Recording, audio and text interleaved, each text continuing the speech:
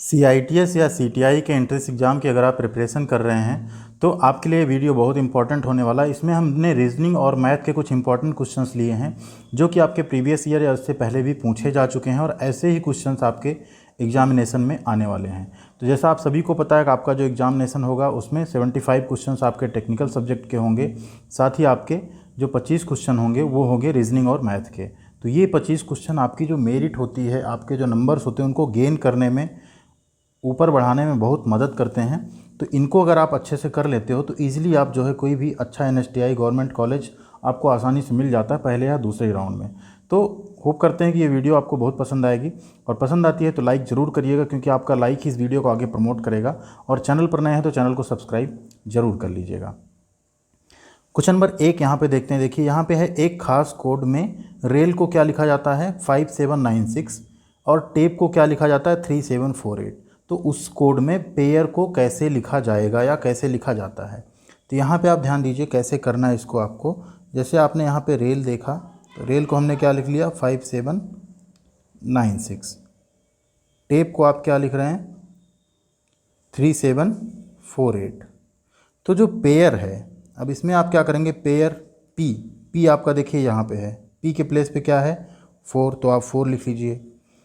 ए है, ए के प्लेस पे क्या है यहाँ पे देखिए 7 लिख लीजिए। देन आई है, आई के प्लेस पे क्या है 9 लिख लीजिए। आर है, आर आप रेल का पहला वर्ड आर है तो उसको 5। तो यहाँ आप देख पा रहे होंगे आपका राइट आंसर आ जाता है 4795। आपको उन्हीं कैरेक्टर्स में से उस जिस प्लेस पे जो डिजिट लिखी है उसको यहाँ पे सेट कर देना है। तो आपका राइट आंसर हो जाएगा 4795। इसी तरह से अब दूसरा क्वेश्चन देखते हैं। ऐसा एक क्वेश्चन जरूर आता है जनरली, आप इसको ऐसे टाइप के क्वेश्चन जरूर देखिएगा। दूसरा क्वेश्चन है यहाँ पे देखिए, निम्नलिखित में 5 में 4 किसी प्रकार समान हैं इसलिए उनका एक समूह बनता है, वह कौन सा है जो इस समूह में नहीं आता है। ध्यान दीजिए, ये जो यहाँ दिया गया है चारों, इनमें से 3 जो हैं वो क्या हैं, एक तरह के हैं, एक कोई वो डिफ़र है। तो आप यहाँ पे ध्यान दीजिए, गुलाब है, कमल है, चमेली है और गेंदा है। ये सब हैं फूल, लेकिन गुलाब में स्मेल होती है, चमेली में भी स्मेल होती है, गेंदा में भी स्मेल होती है, कमल में जो है किसी तरह की स्मेल यानी सुगंध नहीं होती है। तो यहाँ पे डिफरेंट कौन सा हो जाएगा आपका, ऑप्शन बी कमल। ऐसा भी आपको क्वेश्चन मिलने वाला है एग्जामिनेशन में। इसके बाद एक क्वेश्चन आता है, प्रत्येक शब्द में प्रत्येक अक्षर का केवल एक बार प्रयोग करते हुए अक्षर UTB से कितने अर्थपूर्ण शब्द बन सकते हैं। तो आप यहाँ पे अगर देखेंगे UTB से आप क्या क्या बना सकते हैं। एक आप बना सकते हैं BUT, एक आप बना सकते हैं TUB, टब और बट, 2 वर्ड बन पाएंगे। तो यहाँ पे आप क्लियर यहाँ लगा सकते हैं, ऑप्शन बी आपका 2 राइट आंसर है। चलते हैं क्वेश्चन नंबर 4। क्वेश्चन नंबर 4 है देखिए, 9 दिन पहले, देखिएगा ऐसे क्वेश्चन भी आते हैं आपका कैलेंडर से रिलेटेड या दिन से रिलेटेड। 9 दिन पहले मोहिनी सिनेमा देखने गई, वह केवल बृहस्पतिवार को ही सिनेमा देखने जाती है, आज सप्ताह का कौन सा दिन है। ध्यान दीजिए, 9 दिन पहले मोहिनी सिनेमा देखने गई, तो 9 दिन पहले जो गई तो ऑब्वियस सी बात हो बृहस्पतिवार को जाती, तो 9 दिन पहले क्या रहा होगा आपका बृहस्पतिवार, यानी जिसको हम बोलते हैं थर्सडे, THU हम यहाँ पे लिख लेते हैं। तो बोलते हैं आज सप्ताह का कौन सा दिन है, तो 9 दिन पहले गई, इसके 7 दिन बाद कौन सा दिन आएगा आपका, अगेन आएगा थर्सडे, 1 हफ्ते पूरे हो जाएंगे। ठीक, 2 दिन बाद क्या आएगा, थर्सडे के बाद आपका आएगा फ्राइडे, देन सैटरडे। इसका मतलब आज कौन सा दिन है, आज सप्ताह का कौन सा दिन है, सैटरडे है। तो यहाँ पे क्या हो जाएगा आपका राइट आंसर, शनिवार। क्वेश्चन नंबर 5 है यहाँ पे देखिए, X और Y दोनों बच्चे हैं। ध्यान दीजिएगा, X और Y क्या हैं, दोनों बच्चे हैं। यदि Z X का पिता है, ठीक, इनके फादर कौन है आपके Z, परंतु Y Z का पुत्र नहीं है। ये Y जो है क्या है, Z का पुत्र नहीं है। तो Y और Z में क्या संबंध है, अगर X Y दोनों Z के बच्चे हैं तो या तो ये पुत्र हो सकता है या तो पुत्री हो सकती है, यानी या तो सन हो सकता है या तो डाटर हो सकती है। तो यहाँ पे लिख रहा है पुत्र नहीं है, इसका मतलब क्या है, वो उनकी डाटर होगी। तो इनमें क्या रिलेशन हो जाएगा आपका, पिता और पुत्री का। तो यहाँ पे आपका राइट आंसर हो जाएगा पुत्री और पिता का। तो जेड का क्या हो गया, वाई, पुत्री हो गई।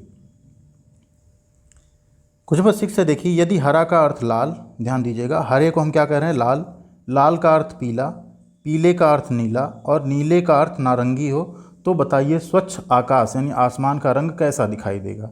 तो जो स्वच्छ आकाश होता है उसका रंग कैसा होता है, ब्लू होता है। यहाँ पे आप देखिए ब्लू को आप क्या बोल रहे हैं, नीले को क्या बोल रहे हैं आप, नारंगी। यानी ये क्या हो जाएगा, इसका जो कलर हो जाएगा क्या हो जाएगा, नारंगी। तो स्वच्छ आकाश के रंग को हम क्या बोलेंगे यहाँ पे, नारंगी। तो इस तरह के क्वेश्चन भी आपको मिलेंगे, तो ज़रूर यहाँ पे आप थोड़ा सा ध्यान दीजिएगा कि कैसे आपको उसे सॉल्व करना है। तो नारंगी यहाँ पे आपका राइट आंसर हो जाएगा। क्वेश्चन नंबर 7 है, सी माता है ए और बी की, यानी सी के ए और बी क्या हैं, पुत्र या पुत्री हो सकते हैं। यदि डी पति है बी का, यानी बी का जो पति है क्या है, वो डी है, तो सी कौन है, डी की। ध्यान दीजिए, सी क्या है, माता है किसकी, ए की और बी की। डी क्या है, डी क्या है, हस्बैंड है किसका, बी का। ठीक, तो ये डी और सी का क्या रिलेशन हुआ, सास और दामाद का, यानी सास और उनके बेटी का हस्बैंड। तो यहाँ पे सी क्या हो गई, उनकी सास। तो क्लियरली आप यहाँ पे लगा सकते हैं डी क्या हो जाएगी, सी क्या हो जाएगी, डी की सास हो जाएगी, mother in law. Question number 8 है, देखिए शारदा ने दक्षिण दिशा में चलना शुरू किया। तो सबसे पहले जब भी ऐसे क्वेश्चंस आएँ तो आप यहाँ पे ध्यान दीजिए, आपको क्या करना है कि जो मैप का एक होता है नॉर्थ साउथ ईस्ट वेस्ट, जरूर बना लीजिए। ठीक है, तो ईस्ट वेस्ट नॉर्थ साउथ आपने बना लिया। अभी देखिए क्या बोला है, शारदा ने दक्षिण दिशा में, दक्षिण दिशा आप हमेशा फिर क्या मानेंगे, नीचे की तरफ चलना शुरू किया। 15 मीटर चलने के बाद वह 2 बार अपने बाएं घूमी, 2 बार। अब ध्यान दीजिए, अगर इधर दक्षिण चल रही है, फेस इधर है, तो बायां इसका किधर होगा, यहाँ। एक बार बाएं घूमी, कितना चली, 15 मीटर। अगेन फिर बाएं घूमेगी, कितना चली, 15 मीटर। ठीक, दोनों बार क्या हुआ, वो बाएं घूम के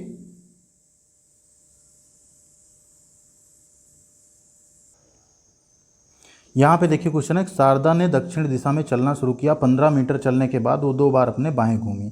तो यहाँ पे हम लोग क्या करेंगे, सबसे पहले जो आप यहाँ बनाएंगे, जो आप मैप में देखते हैं, आपका ये नॉर्थ हो गया, ठीक, ये क्या हो गया, साउथ हो गया। ठीक है, तो ये सबसे पहले आप क्या करेंगे, यहाँ पे बना लेंगे नॉर्थ साउथ, उसके बाद आपका ये हो जाएगा ईस्ट और ये हो जाएगा वेस्ट।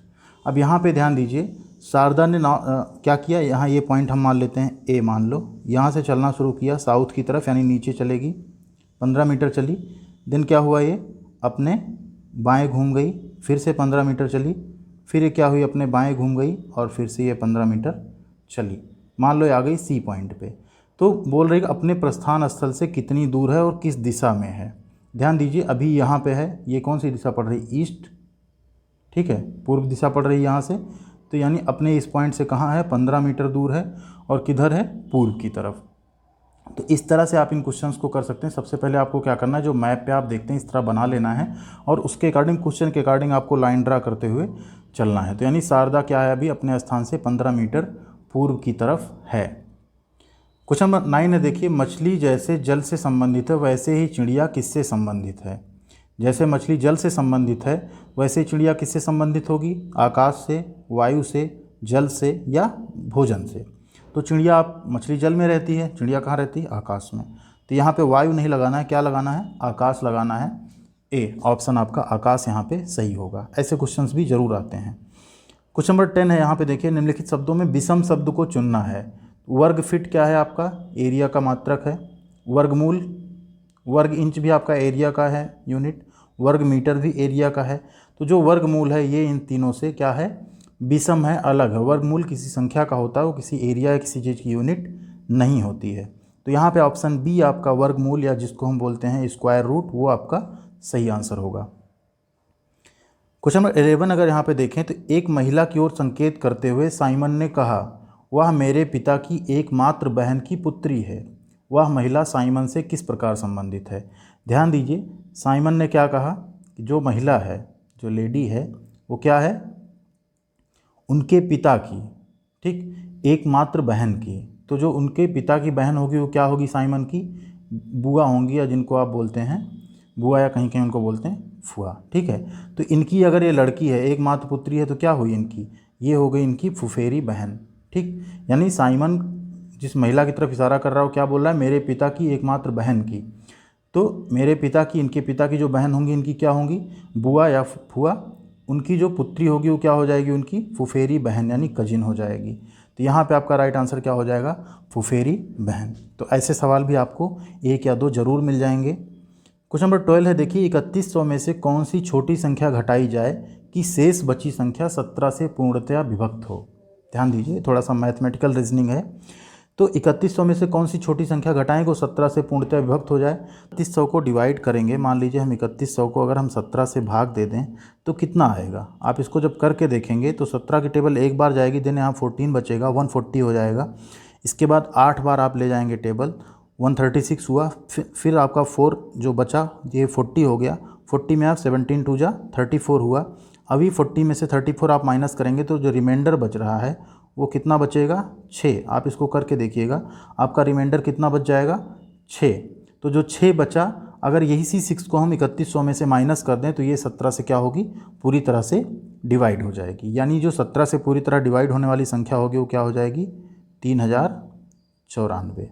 ठीक, तो यहाँ पे आपका राइट आंसर क्या आ जाएगा, 6। इसी तरह अगर हम देखें क्वेश्चन नंबर 13, यदि 5 + 6 = 61 और 3 + 5 बराबर क्या होगा। यहाँ पे ध्यान दीजिए, 5 + 6 = 61 हो रहा है। तो इसमें आपको एक जो लॉजिकल रीजनिंग लगानी है, तो यहाँ आप देखिए 5 स्क्वायर + 6 स्क्वायर जब आप करेंगे तो आएगा 25 + 36। 36 और 25 को आप जोड़ रहे हैं तो 61 हो रहा है। तो 3 + 5 के केस में क्या हो जाएगा, 3 स्क्वायर + 5 स्क्वायर कितना आएगा, 9 + 25। 25 और 9 को आप ऐड करेंगे कितना आ जाएगा, 34। तो यहाँ पे आपका राइट आंसर हो जाएगा 34। क्वेश्चन नंबर 14 है, देखिए यदि 2 अंकों का गुणनफल कितना है, 15 और योगफल कितना है, 8, तो बड़ी, ये क्वेश्चन में आप देख रहे हैं 2 अंकों का क्या है, गुणनफल कितना है, 15 है। तो मानते हैं वो अंक क्या है। सबसे पहले यहाँ पे आप अंक मान लीजिए x और y हैं। तो आपको मिला क्या, xy = 15 और x + y = 8। ठीक है, तो यहाँ से आप x की एक वैल्यू निकाल लीजिए जो होगी 15/y, उसको यहाँ पे आप पुट कर दीजिए। तो ये हो गया यहाँ पे 15/y + y = 8, या यहाँ आप देखेंगे 15 + y² = 8y। इसी समीकरण को क्या करना है, हमको सॉल्व करना है। y² - 8y + 15 = 0। अभी इनका हम जब गुणनखंड करेंगे तो क्या हो जाएगा, 5 यहीं 15 हो रहा है, तो आपका गुणनखंड हो गया y² - 5y - 3y + 15 = 0। जब इसको आप सिंप्लीफाई करेंगे तो आपको मिलेगा y - 5 और y - 3 = 0। ठीक, तो यहाँ पे आपका क्या हुआ, y की वैल्यू या तो क्या हो सकती है, 5 हो सकती है, या तो y की वैल्यू क्या हो सकती है, 3 हो सकती है। ठीक है, तो यानी दो संख्याएं यहाँ हो रही हैं। अगर y 5 होगा तो x की वैल्यू 3 होगी, क्योंकि यहाँ आप जैसे 5 रखेंगे 3 से मल्टीप्लाई करेंगे तब 15 आएगा। सेम अगर y 3 होगा तो x की वैल्यू क्या हो जाएगी, 5 हो जाएगी। इस केस में बड़ी संख्या क्या निकल के आ रही है आपकी, 5। वो चाहे x हो सकती, चाहे y हो सकती, लेकिन बड़ी संख्या क्या होगी, 5 होगी। तो 5 और 3 का जब आप मल्टीप्लाई करेंगे 15 होगा, 5 और 3 को जोड़ेंगे तो 8 आएगा। इस तरह से आप ये कर सकते हैं। क्वेश्चन नंबर 15 आप देख पा रहे होंगे, एक टोकरी में कुछ फूल हैं और हर मिनट बाद वह दुगने हो जाते हैं। 35 मिनट बाद टोकरी क्या होती है, भर जाती है। तो कितने मिनट बाद टोकरी आधी भरी हुई थी। बहुत ही अच्छा सा क्वेश्चन है। एक टोकरी है, इसमें कुछ फूल रखे हैं जो कि हर मिनट बाद क्या हो रहे हैं, दुगने हो रहे हैं। तो टोकरी फुल कितने में हो रही है, फुल हो रही है 35 मिनट में। यानी फुल कितना, आधे का दुगना ही फुल होता है या पूरा होता है। तो यानी कि 34वें मिनट में टोकरी क्या रही होगी, जो 34वां मिनट रहा होगा उसमें टोकरी आधी भरी होगी। और जैसे 1 मिनट बाद वो डबल हुई तो ये पूरी भरी हुई मिल गई आपको। हाफ और हाफ मिलके कितना हो गया, 1 हो गया। तो यानी कि टोकरी जो आधी भरी थी वो किस मिनट में थी, 34 मिनट में। और 35वें मिनट में डबल होकर वो कितनी हो गई, फुल हो गई। तो यहाँ पर ध्यान दीजिए कौन सा आपका राइट आंसर हो जाएगा, 34। तो ये आपके 15 क्वेश्चंस थे। इनमें से आपको इसी तरह के कई क्वेश्चन वहाँ मिल सकते हैं। तो वीडियो अगर आपको पसंद आई है तो लाइक और शेयर ज़रूर कीजिएगा।